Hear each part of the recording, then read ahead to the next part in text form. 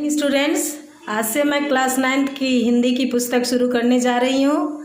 Class 9 के लिए 2 पुस्तक है, एक है क्षितिज और दूसरा है कृतिका।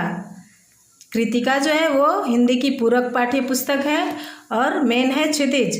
क्षितिज में 2 भाग है, एक है गद्य खंड जिसमें 8 चैप्टर है और दूसरा है काव्य खंड जिसमें 17 चैप्टर है। तो हमें इन सबों को पढ़ना है। तो आज हम लोग पहला पाठ शुरू करने जा रहे हैं। पहला पाठ है 2 बैलों की कथा। तो इसके लेखक हैं प्रेमचंद जी। तो सबसे पहले हम लोग प्रेमचंद जी के बारे में जानेंगे। प्रेमचंद का जन्म सन 1880 में बनारस के लम्ही गांव में हुआ था।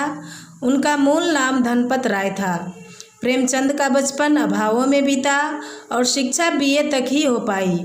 उन्होंने शिक्षा विभाग में नौकरी की, परंतु असहयोग आंदोलन में सक्रिय भाग लेने के लिए सरकारी नौकरी से त्यागपत्र दे दिया और लेखन कार्य के प्रति पूरी तरह समर्पित हो गए। सन 1936 में इस महान कथाकार का देहांत हो गया। इसके आगे उनके बारे में जो वो लिखे हैं उनके बारे में लिखा हुआ है और भी अधिक जानकारी है। सभी को आप अच्छी तरह पढ़ के याद कर लेंगे। अब आगे के क्रम में हम लोग जाएंगे कहानी की ओर। तो पहली कहानी है 2 बैलों की कथा।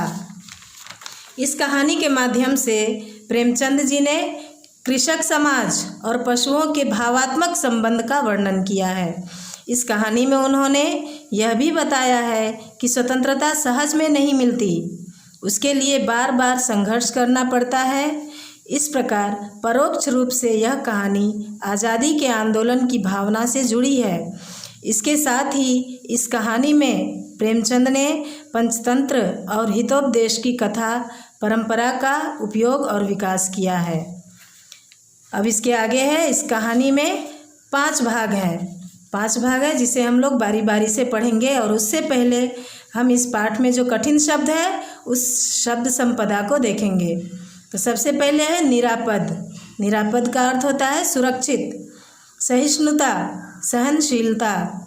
पछाई, पालतू पशुओं की एक नस्ल। गोई, जोड़ी। कुलेल या कल्लोल, इसका अर्थ होता है क्रीड़ा।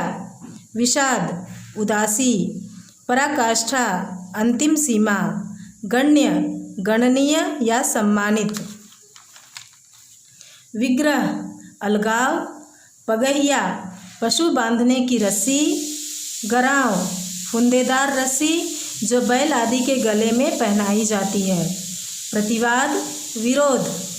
टिटकार, मुंह से निकलने वाला टिक टिक की शब्द, टिक टिक का शब्द। मसलहत, हितकर। रगेदना, खदेड़ना। मल्लयुद्ध, कुश्ती। साबिका, वास्ता या सरोकार। कांजी हाउस, मवेशी खाना, वह बाड़ा जिसमें दूसरों का खेत आदि खाने वाले या लावारिस चौपाए बंद किए जाते हैं और कुछ दंड देकर या लेकर छोड़े या नीलाम किए जाते हैं। रेवड़, पशुओं का झुंड। उन्मत्त, मतवाला।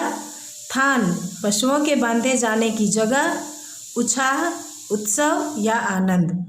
तो ये था इस पाठ का कठिन शब्द। आप सभी ने अपनी फेयर नोटबुक में लिख लेंगे और लिखने के बाद इसको याद करेंगे। तो आज का होमवर्क है प्रेमचंद के बारे में याद करना, उसकी जीवनी याद करना और शब्द संपदा को याद करना। तो आज के लिए इतना ही। कल हम लोग इस पाठ का भाग 1 पढ़ेंगे। धन्यवाद।